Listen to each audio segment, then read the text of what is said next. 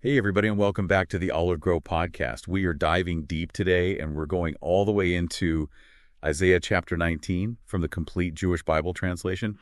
And we are using some great analysis from the My Christian Space website. Together, I think we can really uncover what God is saying in this chapter, what it meant way back then, and what it could mean for us even today.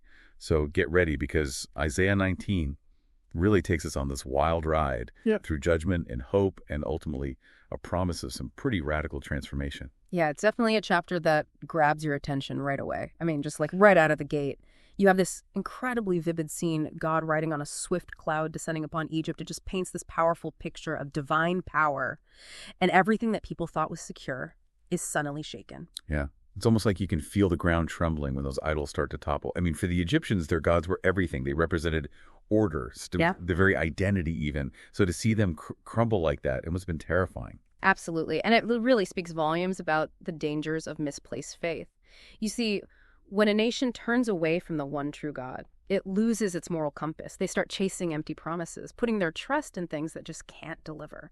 And that leads to all sorts of chaos, social unrest, economic instability, and ultimately a loss of their true identity. It's a stark reminder that even back in the ancient world, the consequences of idolatry were incredibly real. And Isaiah doesn't shy away from depicting that reality. In verses 2-4, we see God's hand almost orchestrating this internal conflict in Egypt, turning brother against brother, city against city. It's almost as if their whole society is unraveling from within. Yeah, and it's important to remember the historical context here. Egypt at that time was a major world power, kind of like the superpower of their day. But Isaiah's prophecy shows us that even the mightiest empires are subject to God's will. He can use even their enemies, like the brutal Assyrian Empire, as instruments of judgment. Wow, yeah, and it's not just the political landscape that's impacted. Isaiah also paints this vivid picture of economic collapse. In verses 8-10, we see fishermen lamenting, weavers in despair, and spinners crushed. Their livelihoods are completely decimated. It's a reminder that when a nation strays from God, the consequences can be far-reaching, impacting every facet of life. Yeah. The language is so powerful, it's as if Isaiah wants us to feel the weight of this judgment, to understand the devastation that comes from rejecting God's ways. And, that brings us to a really interesting point. Isaiah's critique of Egypt's leadership, he really doesn't hold back in verse 11-13, questioning their wisdom, pointing to the consequences of leading people astray from God. Yeah, I'm curious about your take on that. It seems like Isaiah is saying that leadership isn't just about political savvy or strategic maneuvering. There's this deeper moral dimension, a responsibility to guide people towards truth and righteousness. Exactly. And it makes you think, doesn't it, about the qualities we look for in our own leaders today. Are they people of integrity? Do they seek wisdom from God? Or are they more concerned with their own power and ambition? Yeah, it's a challenging question, especially when we look at the state of leadership in our world. But then as we continue reading, the tone of the prophecy starts to shift. We encounter this repeated phrase, "on that day," which seems to mark a turning point. It feels like we're moving from judgment into something, well, more hopeful. Yeah. On that day is a key phrase.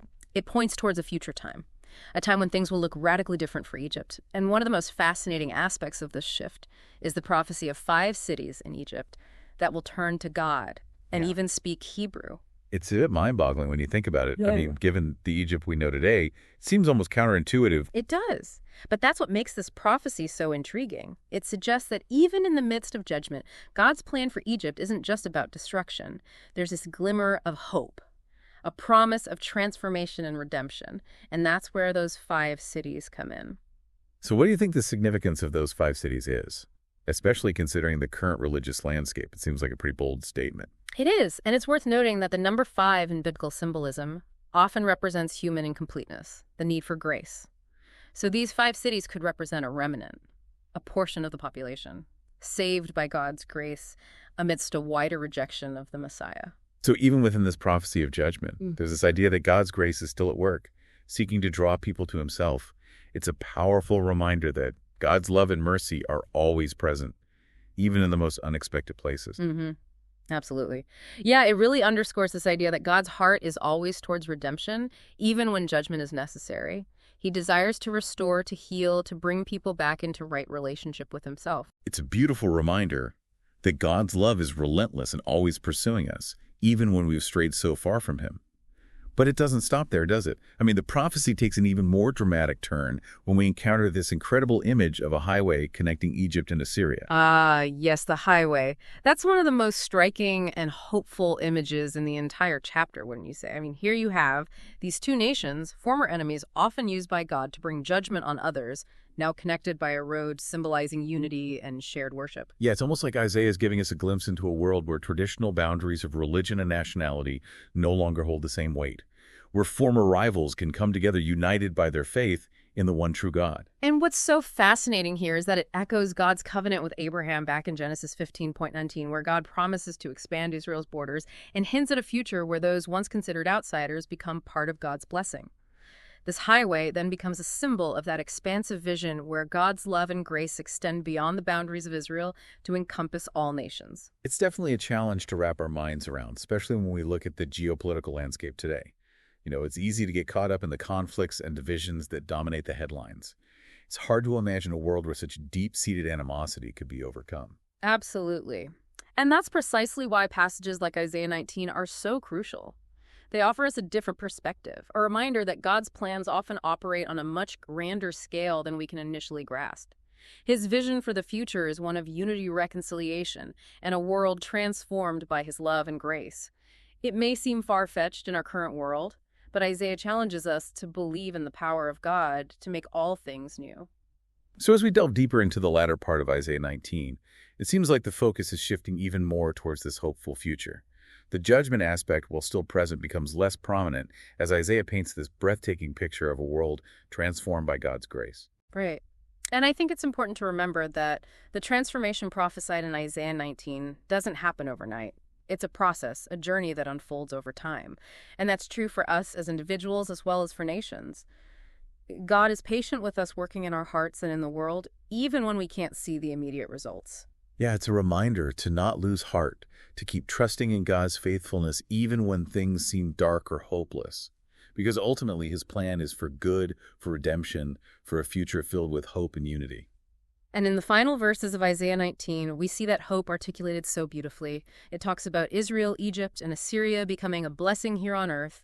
They're no longer instruments of judgment, but agents of God's blessing, contributing to global peace and unity. This raises an important question for me. If this prophecy points toward a future time of such radical transformation, what does that suggest about the power of God's grace to reconcile even the most unlikely of people? That's a fantastic question, and I think it gets to the heart of what makes Isaiah 19 so compelling. It challenges us to consider, if God can bring together ancient enemies like Egypt and Assyria, if he can transform hearts hardened by idolatry and opposition, then what might that mean for the seemingly intractable conflicts and divisions we face in our world today? Could this prophecy be a beacon of hope for reconciliation and unity in an increasingly fractured world? Yeah. Is it possible that through God's grace we might see a similar transformation in our own time? It's definitely something to ponder. It reminds us that God is always at work, even in the midst of chaos and division, weaving together a tapestry of redemption and hope. But before we get ahead of ourselves, let's take a moment to reflect on what we've uncovered so far. What stands out to you as we've journeyed through these verses of Isaiah 19? What resonates most strongly? For me, it's the reminder that God's vision often extends far beyond our limited perspectives. We tend to get caught up in the immediate challenges, the headlines, the things that feel so urgent and pressing in our present moment. It's so true. We can so easily lose sight of the bigger picture, that long arc of God's redemptive plan. But Isaiah 19 pulls back the curtain, giving us just a glimpse of that grander narrative, one that culminates in unity and reconciliation. Exactly. It invites us to kind of lift our gaze, to consider the possibility of a future where those divisions that seem so deeply entrenched today are ultimately bridged by God's grace. And it challenges us to ask ourselves, what role can we play in bringing that vision to fruition? So as we wrap up our deep dive into Isaiah 19, what's the one thing you hope our listeners take away from this conversation? What's the nugget of truth that you'd like them to carry with them? I think it would be this. Don't underestimate the power of God's grace to transform individuals, nations, and even the entire world. What might seem impossible from our limited human perspective is entirely within the realm of possibility for God. It's a message of hope that's desperately needed in our world today.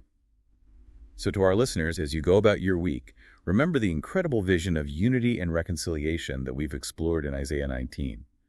Let it inspire you to be agents of peace and reconciliation in your own spheres of influence, however small they may seem. And remember, the transformation prophesied in Isaiah 19 didn't happen overnight. It's a process, a journey that unfolds over time. So let's be patient with ourselves, with each other, and with the world, trusting that God is working even when we can't see the immediate results. That's a beautiful thought to end on. Thank you so much for joining us for this deep dive into Isaiah 19. We hope you found it insightful and encouraging. Don't forget to subscribe to the Olive Grove podcast on YouTube and visit the My Christian Space website for early drops of the podcast. Until next time, may you be blessed with a peace and hope that only God can give.